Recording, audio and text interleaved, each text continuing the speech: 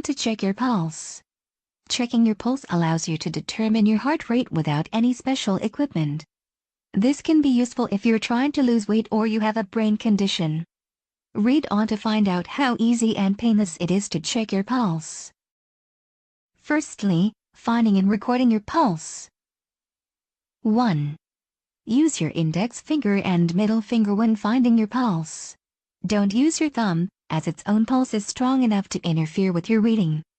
Find the radial pulse. This is the pulse on the side of the wrist nearest your body. Use the pads of your fingers. Place them just below the wrist creases on the thumb side. Press lightly until you feel the blood pulsing under your skin. If necessary, move your fingers around a bit until you feel the pulse. It's there, just not always easy to locate. Find the carotid pulse. To feel a pulse on the side of the neck just below the jawline, place your index and middle fingers in the hollow between the windpipe and the large muscle in the neck. Press lightly until you feel a pulse. This is sometimes easier than finding the pulse in your wrist. 2. Check and record your heart rate. Use a watch or clock with a second-hand or digital second display.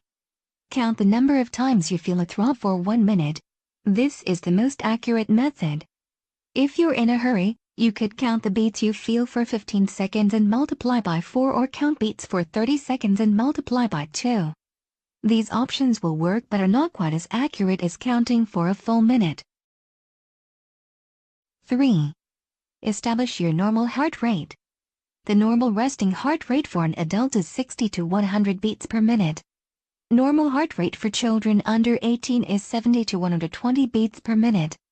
This applies to a person who is at rest. Any physical activity will increase the pulse rate.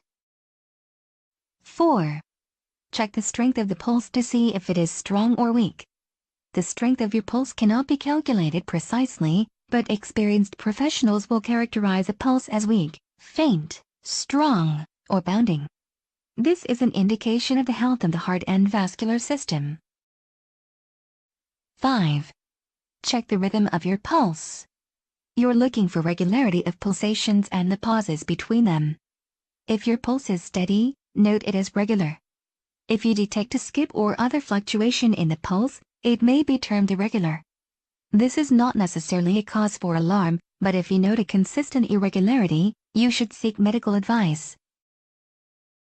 Secondly, what to do if you can't find your pulse.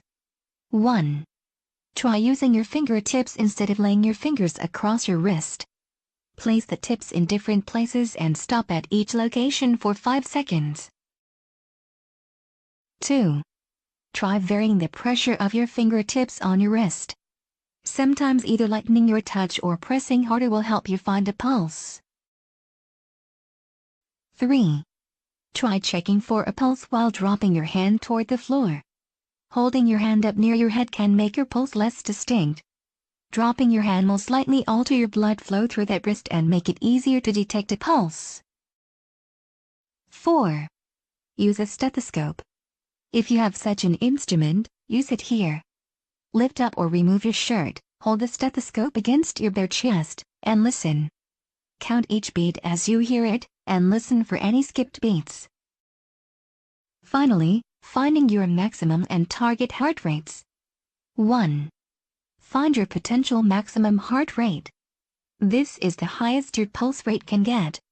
You will use your potential maximum heart rate to determine your target heart rate. To find yours, follow this formula: 220, your age equals predicted maximum heart rate. Try exercising intensely for 30 minutes. Check your heart rate immediately after, or even during, your exercise. Compare your actual exercising heart rate to your potential maximum rate. The numbers should be fairly close. If you're taking your pulse during exercise, keep your feet moving as you do so, or blood might accumulate in your extremities. 2. Find your target heart rate. This is 60 to 85% of your maximum heart rate. The reason there is a range rather than a solid number is that everyone has a different fitness level.